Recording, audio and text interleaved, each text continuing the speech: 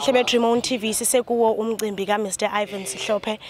La icela kwami ngiphethe nje umphathi wakhe kanye nomngani.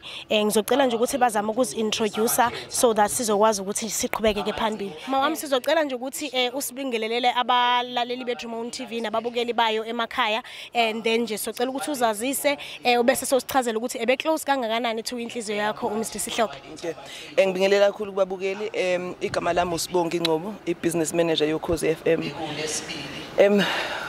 Ivan was more than a colleague, and I think kuyena nami bengi more than umphathi wakhe. Ivan vele wonke umuntu besondelana naye begcina umngani wakho. Sebenze kahle kakhulu naye.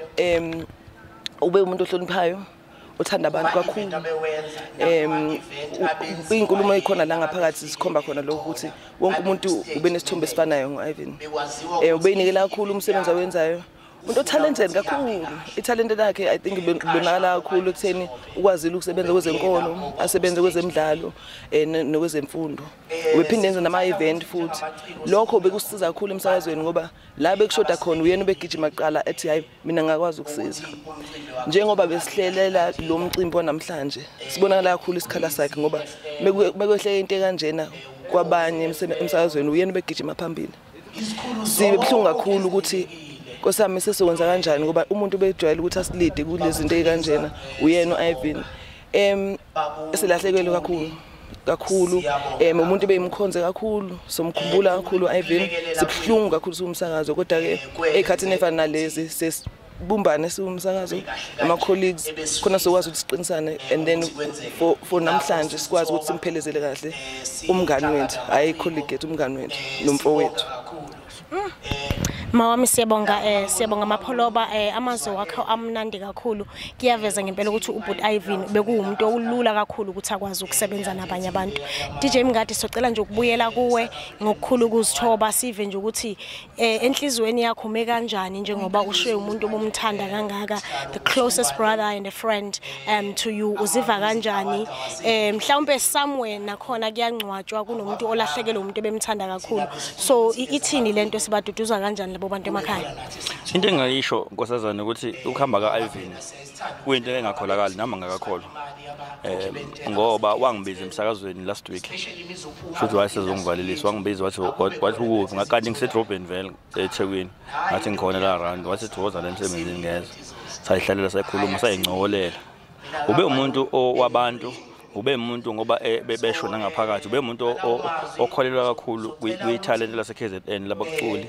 Ube umuntu onika wonke umuntu ithuba ngoba esho umphathi ukuthi abantu abaningi abafika emva kaIvan emsakazweni ba welcome uyena, futhi iningi labo ba train uyena ngisho nokusebenzisa studio.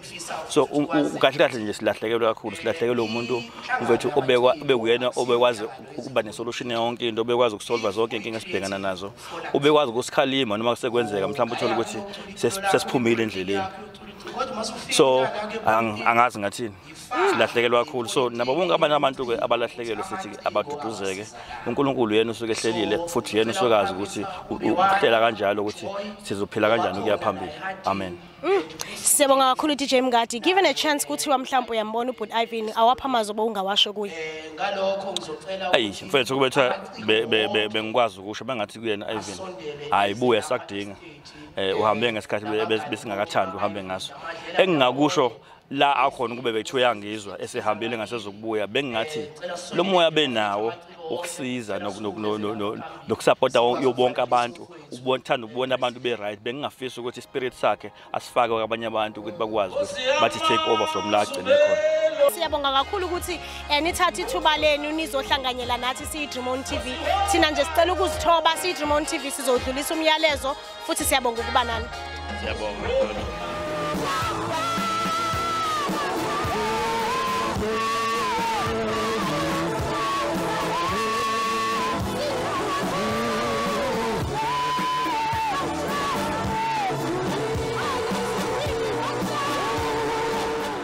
Mr Ntuli sicela nje ukusondela eduze kwakho sive ukuthi kulolu suku abantu siyababona bayakhala abanye bajabulile ukuthi ubaba uIrvin Shlophe has done so well uyiphilile impilo yakhe wabasiza abantu waphila njengesibonelo esihle emphakathini so sizocela nje ukuva ukuthi njengoba kuyisetting kanjena siyabona ukuthi abe family as much as babekhala but they are very proud of the life that he has lived so sicela ukuva nje ukuthi wena awumaphi amazwi ongawadlulisa kwi family yakwa Shlophe nabo bonke abantu ebebe very close to inhliziyo kaBaba uIrvin.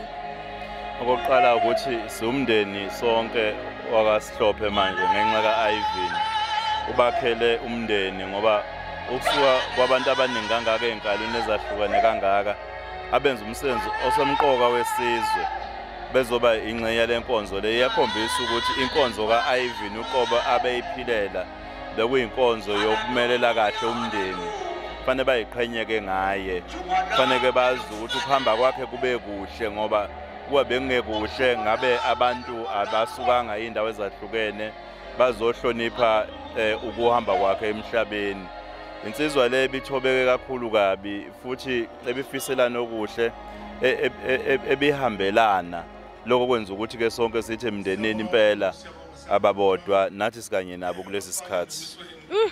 Angibingelele kubabukeli bonke beDream TV njengoba usushilo Sabelo Mkhathini umngani kaIrvin uxolile Shlophe umfana waseHarding eweza ube umngani nami angisho njalo ngaphandle kokusebenzisana naye emsebenzini but ube umngani kakhulu why ngithi ube umngani besingagcini ekuthenini isikhuluma izinto zomsebenzi but uIrvin was involved ekukhetheni kwami unkosikazi he was involved ekusebenzeni kwami emsebenzini uma ngiba nezinkinga bengikhuluma naye ngithola ama advice kuyena sihlangane ngonyaka ka2008 ngizothatha iposition abe isebenza and uyazi uma ufika emsebenzini you need umuntu obekhona ukuthi kube uyena okulekelelayo and uIrvin akabanga nenhliziyo embi ufike nje wayenza kahle leyo nto ngabona ukuthi lo ukhona uNkulunkulu kuyena into esihlanganise kakhulu noIrvin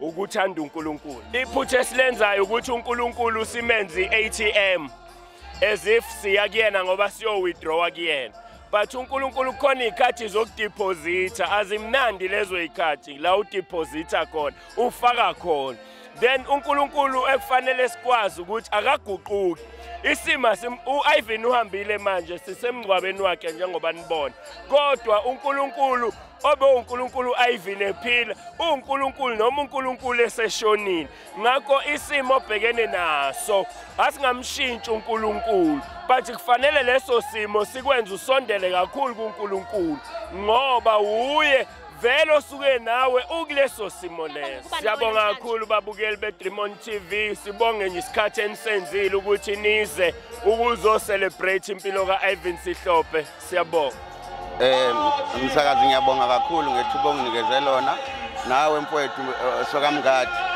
Ntuli yenkomo kuhle ukuthi sisho ukuthi namhlanje sila emcimbini okugcina omfowethu ube ngumfowethu lo muntu ubengayona nje business partner kuphela ube ngumfowethu ubuke indoda ethanda abantu ngaphandle kokuthanda abantu ubethanda ukuthuthukisa umuntu ikakhulukazi umuntu omnyama ube ngumuntu onesifiso ubeza athathe lokho anakho okugcina ekwazi ukunikela ukuthi namhlanje omunye umuntu amaziyo nangamazi akwazi ukulala edlile so namhlanje kubalekile ukuthi sibe la senze lento esiyenzayo ukuthi simphekelezele umfowethu ngomcimbi wakho omkhulu omuhle siyabona kugcwele nabantu abaqhamuka kwindawo eziningi koGoli nako Cape Town ngizwile ngithi khona kunabantu abaqhamuka ko Cape Town kukhulu ukukhombisa indlela uIrvin akayiyona njengomuntu emphakathini esiphila kuwona baba ngiyabonga kakhulu above everything else wonke umuntu ukhuluma into ecommon ngoMr Irvin ukuthi nje ube umuntu wabantu ngizocela nje baba usidlulisele umyalezo omncane kwifamily yakhe uthi nje dudu muziwa kwaShlophe Awu man siyazi bakwaShlophe ukuthi nilahlekele kakhulu nathi sinjena singabafowabo silahlekele kodwa sithi nina ke nithi dudu kakhulu sizobe sikhona sinisekela sinisingatha lokho enizobe nikufuna okade kwenziwa uIrvin siyohlala sisondelane nani kakhulu sikhona ngokweqiniso. Ngiyabonga msakazi. Siyabonga kakhulu. That was business partner wakhe uMr Shlophe ehamba no DJ Mngadi owumngane omkhulu wakhe. Siyabonga.